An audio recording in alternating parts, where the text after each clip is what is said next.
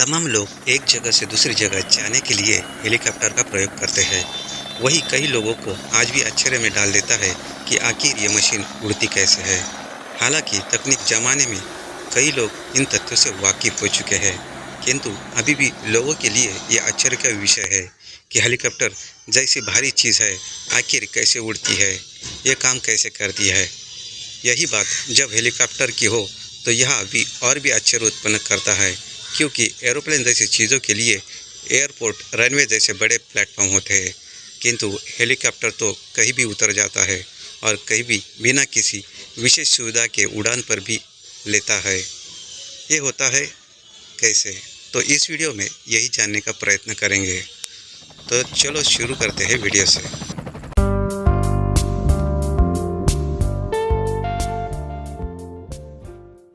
तो हेलीकॉप्टर का आविष्कार किसने किया और कब किया? हेलीकॉप्टर जो हवा में उड़ता है और टेक्नोलॉजी इतने आगे जा चुकी है कि इसके बारे में तो पुराने में समय में सोचा भी नहीं जा सकता था।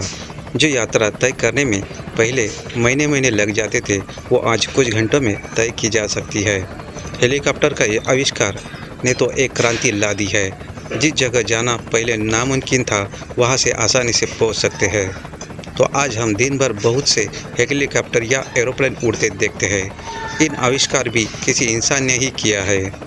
एरोप्लेन ने लंबी दूरी तय करने के लिए बनाए गए हैं, लेकिन हेलीकॉप्टर तो थोड़ी दूर और तंग स्थानों पर भी जाने के लिए बनाए गए थे।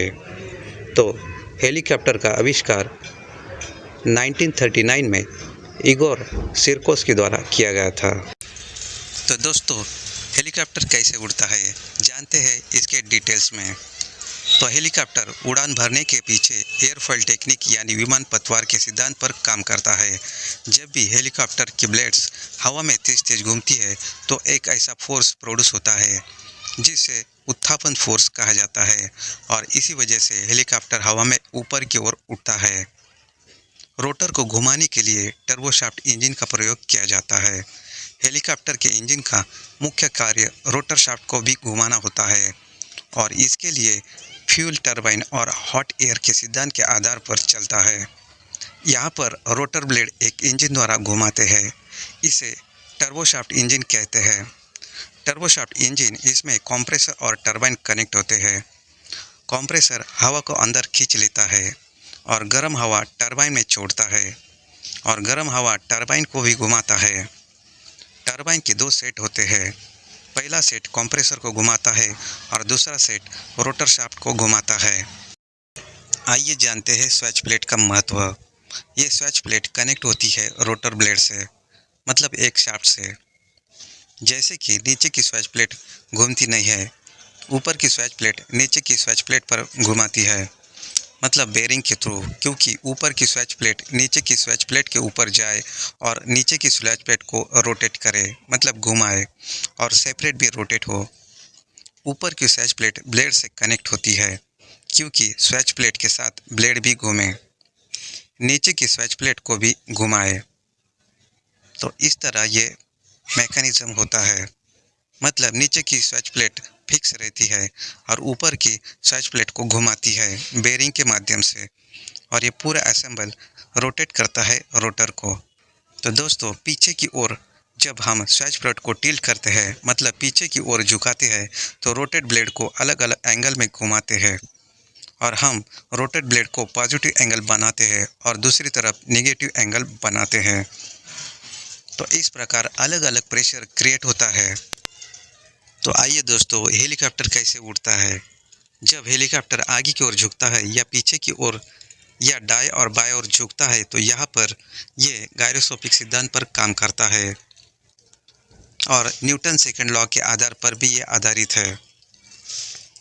मतलब यहाँ पर टॉर्क का भी इम्पोर्टेंस होता है। मतलब जब हम किसी चीज़ को घुमाने के लिए एक जगह पर टॉर्क लगाते हैं, तो वो चीज़ अन्य दिशा में घूमती है। तो ये गायरोस्कोपिक सिद्धांत के आधार पर भी काम करता है, और न्यूटन लॉ सेकंड लॉ पर आधारित है। जब हम स्विच प्लेट को नीचे किसी दिशा में नीचे की ओर टिल्ट करते हैं, तो टॉर्क उसके अपोजिट डायरेक्शन में प्रोड्यूस होता है, और दूसरी ओर हेलीकॉप्टर टिल्ट होता है। उसी तरह हम यदि बाएं ओर या दाएं ओर स्विच प्लेट को टिल्ट करते हैं, तो वो विरुद्ध दिशा में उसको टॉर्क अप्लाई होगा और उस दिशा में वो हेलीकॉप्टर घूमेगा। तो इस आधार पर ये हेलीकॉप्टर बाय डाई नीचे और पीछे घूमता है। मतलब जब स्वैच प्लेट ऊपर की ओर उठती है और बिना टिल्ट किए घूमती है तो हेलीकॉप्टर बिना घूमे सिर्फ ऊपर और नीचे की ओर होता है।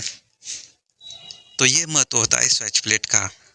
तो दोस्तों इस तरह ये हेलीकॉप्टर स्वैच प्लेट के आधार पर उसके मूवमेंट के ऊपर ये हेलीकॉप्टर ऊपर नीचे दाएं बाएं घूमता है।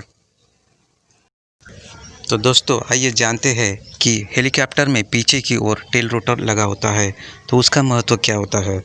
तो दोस्तों ऐसे हवा में उड़ते हुए हेलीकॉप्टर के आखिर में लगी टेल रोटर और पंख उड़ने के दौरान न सिर्फ संतुलन बनाते हैं बल्कि हवा में मुड़ने पर भी सहायक होते हैं। हेलीकॉप्टर की छत पर लगे पंखे थोड़े तिरछे होते हैं। जब पंख तेज़ी से घूमते हैं तो आसपास की हवा को तेज़ी से हटाते हैं जिससे हेलीकॉप्टर हवा में ऊपर की ओर उठता है। हवा में उठने के बाद टेल रोटर की मदद से हेलीकॉप्टर हवा में दाएं और बाएं ओर घूमता है।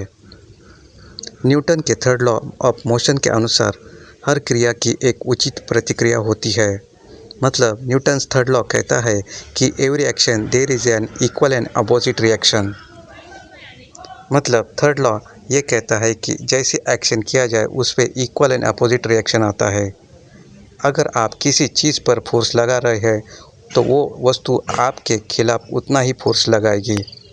जैसे कि बंदूक से निकली गोली, रॉकेट लॉन्च और स्पेस में छोड़ा गया रॉकेट, ये उदाहरण है। इसलिए हेलीकॉप्टर में ये होती है टेल रोटर।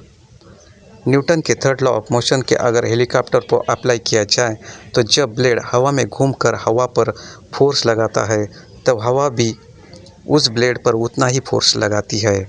हेलीकॉप्टर की बॉडी को ऐसी शेप दी जाती है कि आसानी से वह हवा को चीर कर आगे बढ़ सके।